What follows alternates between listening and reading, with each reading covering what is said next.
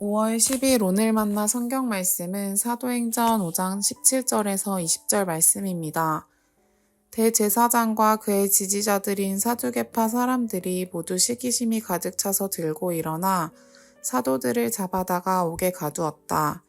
그런데 밤에 주님의 천사가 감옥 문을 열고 그들을 데리고 나와서 말하기를 가서 성전에 서서 이 생명의 말씀을 남김없이 백성에게 전하여라 하였다.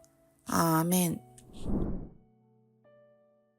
오늘 만나로 만나주시는 하나님을 기대합니다. 양화진에 갈 때마다 떠오르는 질문이 있습니다. 하나님, 왜 이들을 보호해 주시지 않고 살려주시지 않았나요? 왜 어린 자녀들까지 희생되어야 했나요? 조선 땅으로 복음을 전하고 선한 일을 하러 온 그들을 살려주셔야 하지 않았나요? 최소한 아이들은요. 복음을 전하기 위해 조선 땅으로 건너온 선교사들과 그의 가족들, 묘비에 새겨진 그들의 짧은 생애를 보면 예수 믿으면 행복해집니다라는 전도 구호를 예수 믿으면 불행해집니다로 바꿔야 하는 것은 아닌가 하는 엉뚱한 생각까지 해봅니다. 그렇게 양화진은 제 신앙의 작은 물음표들을 만들어내는 곳입니다. 그 물음표는 부모님으로부터 물려받은 신앙의 품을 떠나 스스로 예수님을 믿기 시작할 때부터 저의 마음에 새겨졌습니다. 기도하는 시간도 가지고 나를 위한 삶이 아닌 하나님의 영광을 위해 살기로 결심하고 살아봤지만 아무런 보상이 없었기 때문입니다. 주의를 온전히 지키며 공부해도 결과는 좋지 않았습니다. 사랑하고 용서하라고 하여 실천해봤지만 오히려 사람들에게 이용만 당했습니다. 말씀대로 살려고 애써봤는데 살면 살수록 손해만 보는 것 같았습니다. 이런 제 모습을 보며 친구들은 예수 믿는데 뭐 잘 되는 게 없네 라며 비아냥거립니다. 예수님 잘 믿으면 좋은 일이 생기고 잘 되는 일만 있을 줄 알았는데 이 모든 기대가 안개처럼 사라졌습니다. 그래서 오늘 본문은 당시 저에게 큰 위로가 되었습니다. 제 인생뿐 아니라 교회의 역사 속에서도 그리고 복음을 전했던 사도들의 삶에서도 항상 핍박과 고난이 그림자처럼 따라다녔기 때문입니다. 사도들은 예수가 그리스도라는 복음을 전합니다. 하지만 마주하는 현실은 유대 종교 권력자들로부터의 박해와 위협이었습니다. 복음을 더 강력하게 전하면 전할수록 박해의 강도는 더욱 심해지고 결국에는 더 이상 예수의 복음을 선포하지 못하도록 체포까지 당합니다.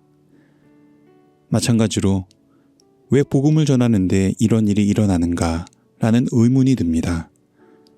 하나님이 무책임하신 걸까요? 아니면 권력자 몇 명을 제거해 줄 능력이 없으신 걸까요? 성경은 박해와 고난이 하나님의 무책임이나 능력 부족 때문이 아니라고 말합니다. 오히려 그리스도인이 복음을 전하며 살아가는 과정에서 박해받는 것은 당연한 일로 묘사합니다. 디모데후서 3장 12절입니다. 그리스도 예수 안에서 경건하게 살려고 하는 사람은 모두 박해를 받을 것입니다. 심지어 예수님께서도 박해는 제자들이라면 당연히 받는 것이라 말씀하셨습니다. 요한복음 15장 20절입니다. 사람들이 나를 박해했으면 너희도 박해할 것이요. 박해는 예수 안에서 살려고 하는 사람들과 예수의 제자로 살아가는 이들이 마주하는 자연스러운 피드백입니다. 오히려 예수를 따른다고 하지만 우리 삶에 예수를 믿는 이유로 조그마한 고난이나 핍박조차 없다면 우리가 정말로 예수의 제자인지 되돌아보아야 합니다.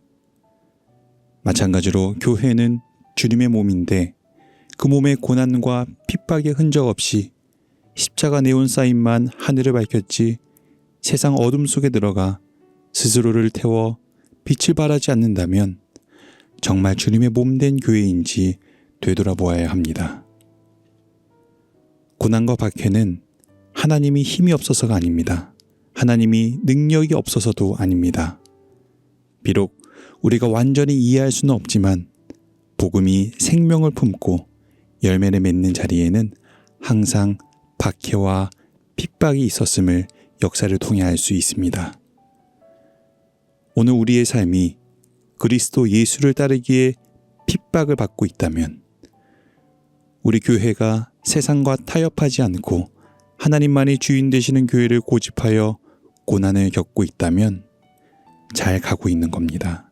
잘하고 있는 겁니다. 양화진에 묻힌 선교사님들의 삶도 비록 고난에 묻혀 살았지만 그 고난은 황무지인 이 땅에 복음을 움트게 하는 힘이 되었고 열매를 결실하는 생명이 되었으며 오늘날 우리 마음에까지 이르러 하나님의 나라를 세워가는 위대한 능력을 탄생시켰습니다. 예수님께서 걸으신 길도 평온함이 아닌 박해의 길이었습니다. 모든 것을 포기하고 영광의 자리에서 내려오시자 그 앞에 놓인 것은 십자가였습니다. 억울한 자리, 수치스러운 자리였습니다. 그러나 그 자리에서 십자가는 능력으로, 죽음은 부활로 변모했습니다. 오늘 하루 신앙의 여정 가운데 고난이 찾아왔다면 안녕 하고 인사를 건네봐도 좋을 것 같습니다. 예수를 믿는 이들에게 찾아온 고난은 예수를 잘 믿고 있다는 증거이자 우리의 삶을 통해 복음이 전진할 준비가 되었다는 신호이기 때문입니다. 오늘 우리 삶에 찾아온 고난에 낙심하지 마십시오. 고난 가운데, 핍박 가운데 복음이 전진했듯이 우리가 생각하는 방법을 뛰어넘어 하나님의 방법으로 또 다른 복음의 확장을 이루심을 신뢰하는 저와 여러분이 되길 소망합니다. 기도하겠습니다. 의를 위하여 박해받는 사람은 복이 있다고, 하늘나라가 그들의 것이라고 말씀하신 주님, 오늘 우리의 삶과 교회가 그리스도 예수를 위하여 고난받고 있다면 우리가 지금 잘 걸어가고 있다고 말씀해 주시고 위로해 주옵소서. 고난과 박해가 하나님의 실종이 아닌 도리어 복음이 전진할 시작임을 알고 의를 위하여 이 길을 포기하지 않고 걸어가게 하옵소서. 예수님의 이름으로 기도드립니다. 아멘. 이제 두 가지 기도 제목으로 함께 기도하겠습니다. 첫째로 말씀을 기억하며 기도하실 때, 하나님, 예수 믿으면 항상 꽃길이라는 신화를 지우고 박해와 핍박이 우리 믿음의 예수 믿는 증거임을 깨달아 당신을 위하여, 하나님 나라를 위하여 고난받을 수 있는 믿음과 용기 주옵소서. 둘째로 교회를 위해 기도하실 때, 하나님, 우리 교회가 타협하지 않고 하나님만이 주인 되시는 교회로 흔들리지 않음으로써 고난과 핍박 속에서도 성숙해지는 교회로 자라나게 하옵소서. 이 제목으로 기도하신 후에 개인의 기도로 나아가겠습니다.